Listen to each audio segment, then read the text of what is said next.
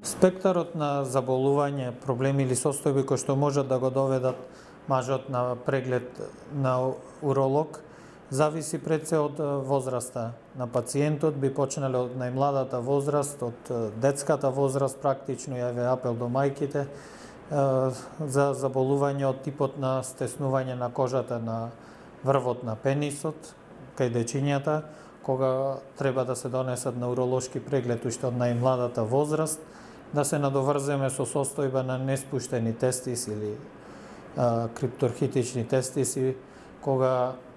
после првата година, а пред втората мора да се заврши хирушки, ако се уште не се спуштени, да се надоврзиме до една посебна група на пациенти, посебно интересна и нарочито битна,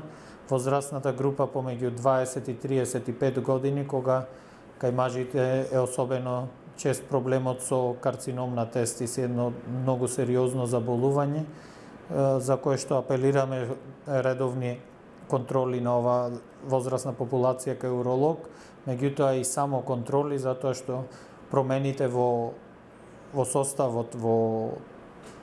конзистенцијата на тестисите може да ги напипа секој полнолетен маж, и тоа да го доведе на преглед на уролог, тоа да биде мотив за преглед. Нормално скрининзите, значи диагностичките постапки офатуваат ехоколор, доплер прегледи, испитување на туморски маркери лабораториски, како што се алфа-фетопротеин, бета-ХЦГ и ЛДХ. Во ова возрастна група, кога тоа е најчест практично, е особено битно и прашањето на плодноста на мажите. Тие спаѓаат во таа возрастна група, кога многу доминантен проблем е и прашањето на фертилитет кај мажите и нормално прашањата на сексуално здравје кај мажите, за кои што се почесто и почесто последно време собираат храброст и доаѓаат кај нас на преглед. Машкото здравје нормално опфаќа и сексуално здравје. Да се надоврземе, следната возрастна група би била околу после 40-тата година. По 40-тата година почнуваат проблеми со простатата, меѓутоа ја споменувам баш нарочито 40-тата година, затоа што од тогаш започнува редовниот скрининг за карцином на простатата со испитување, лабораториска анализа на ПСА како туморски маркер за простатата, дигиторектален преглед, значи преглед преку анусот на простатата, за да се утврди нејзината конзистенција, евентуално појавата на тврди чворови јазли на простатата, кои се знак за карцином на простатата. Секако тука се и воспаленијата, бенигната хиперплазија на простата или бенигното зголемување на простатата, проблем кој што